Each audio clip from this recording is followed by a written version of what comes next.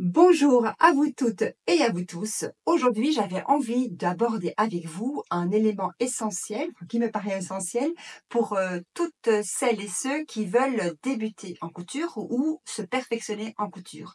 Eh bien, c'est l'achat, l'acquisition d'une machine à coudre. Allez, regarde, je te montre ça.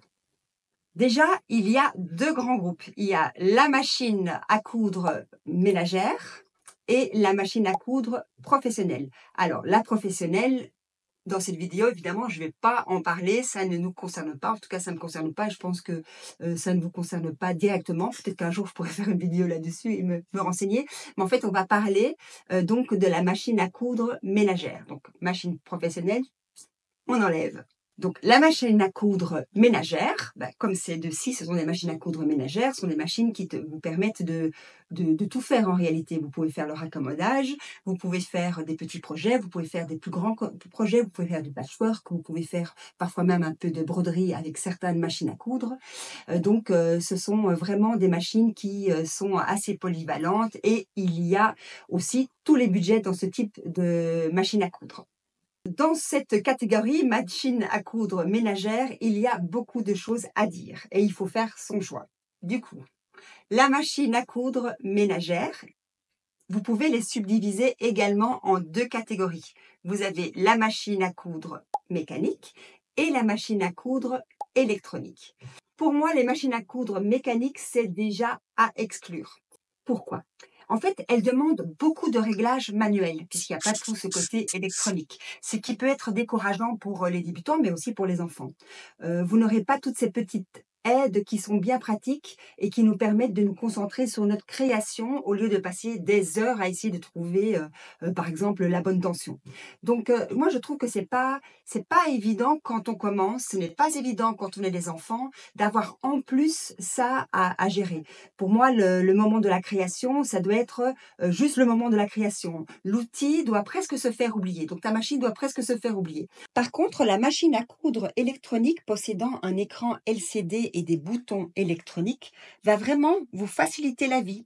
Il y a toute une série de pré-réglages qui sont définis.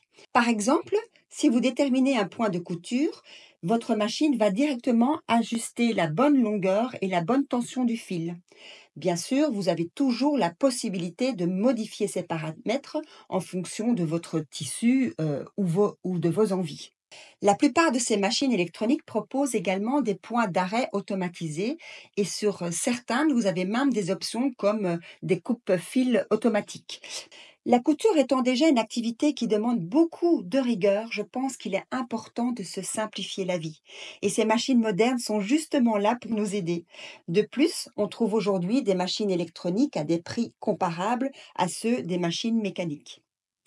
Et contrairement aux idées reçues, elles ne sont pas moins solides, bien au contraire. C'est un peu comme acheter un téléphone des années 90, alors qu'on pourrait avoir un smartphone moderne, beaucoup plus intuitif et polyvalent.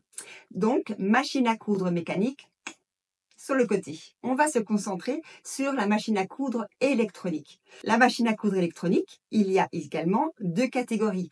Il y a les machines à coudre électroniques que vous pouvez acheter dans les grandes distributions et il y a les machines à coudre électroniques que l'on peut avoir dans les magasins spécialisés. Je vais vous donner un petit peu les différences. Alors, les machines à coudre qui sont proposées dans les grandes distributions sont souvent des machines à coudre, c'est vrai, dont le prix est très attractif. C'est pour ça que moi-même, j'ai acheté la Brodeur FS40 il y a de cela quelques années déjà. Mais au fur et à mesure, j'ai quand même constaté qu'il y avait quelques inconvénients. Ce sont des machines qui, si elles tombent en panne, eh bien, elles ne sont pas réparables. C'est très, très, très compliqué de trouver des pièces pour ce type de machine, des pièces de rechange. Donc, pour moi, déjà, ça, c'est un mauvais point. Ce ne sont pas des machines qui sont très silencieuses, ça, c'est clair. Vous ne pouvez pas vous tourner vers quelqu'un qui pourrait vous donner des conseils, ni au moment de la vente, ni après la vente. Donc, il n'y a pas réellement de conseils de vente. Et ça, pour moi, c'est aussi un problème. Et puis, on se rend compte que la qualité des points n'est pas toujours là. Par exemple, si vous cousez des tissus plus épais, ben déjà, vous allez forcer sur le moteur. Et puis, si vous cousez des tissus plus fins, eh bien, les points, ils sont pas toujours très jolis. Alors, il y a moyen de faire des réglages, mais si vous voulez aller un peu plus loin dans la couture, sincèrement, c'est pas l'idéal. Donc, moi, au jour d'aujourd'hui, si je devais racheter une seule machine, parce que là j'en ai acheté une deuxième, mais je garde celle-ci, je vous dirai pourquoi par la suite, ben je passerai plus par la grande distribution, j'irai directement chez un revendeur de machines à coudre. Bon, voyons un petit peu ensemble pourquoi je préfère passer par un revendeur. C'est ce que je viens de faire pour acheter cette machine-ci. Et je dois dire que je vois directement la différence. Par exemple, ben, déjà, vous pouvez avoir des conseils avant l'achat de votre machine. Donc, vous devez expliquer ce que vous allez faire, pourquoi vous voulez une machine à coudre, quel est votre budget, et vous avez vraiment quelqu'un qui est là pour vous aider. Alors, ça peut se faire par email, par téléphone ou directement aller au magasin, mais vous avez vraiment des conseils qui sont judicieux. Donc ça, pour moi, c'est un point qui est très important. Et que ce soit pour vous, pour vos enfants, je trouve que c'est important de savoir où on va. Alors, deuxième argument, c'est que, ben, en passant par un magasin, que ce soit en ligne ou un magasin en physique, mais professionnel, donc par des gens qui vendent que des machines à coudre ou des accessoires aussi par rapport à la couture, bien évidemment, eh bien, vous avez en général des entretiens de votre machine à coudre. Donc, pour celle-ci, par exemple, moi, j'ai 2 entretiens qui sont proposés, qui sont offertes, et donc ça, c'est super. Et puis, je sais que s'il y a une réparation, il y a une garantie sur certaines pièces, c'est 3 ans, pour d'autres, c'est 5 ans. Bon, ça va dépendre un peu de la marque de votre machine, mais c'est entre 3 et 5 ans. Et en plus, vous avez la possibilité d'avoir une assurance qui va vous permettre de couvrir votre machine un peu plus que ces 3-5 ans éventuellement. Mais ça, c'est évidemment vous qui choisissez. Un autre point qui est important à nommer, c'est que ce sont des machines qui sont plus silencieuses. Les matériaux qu'ils utilisent sont des matériaux qui sont beaucoup plus solides. Donc, vous allez avoir un moteur qui est en général plus performant. Vous avez donc, comme j'ai dit précédemment, la possibilité d'ouvrir ici et de changer certaines petites pièces s'il faut. Les points, eh bien, franchement, les points, ils sont bien, enfin, vous avez des jolis points. Alors évidemment, il y a différentes gammes aussi, je vais le dire par la suite. Moi, j'ai pris une machine qui va me permettre de faire plus de patchwork et peut-être un peu de broderie. Bon, déjà, parce que là, j'ai plein de points. Mais ça fera l'objet d'une autre vidéo. Mais donc ça, tout ça, je trouve que c'est important. Et voilà.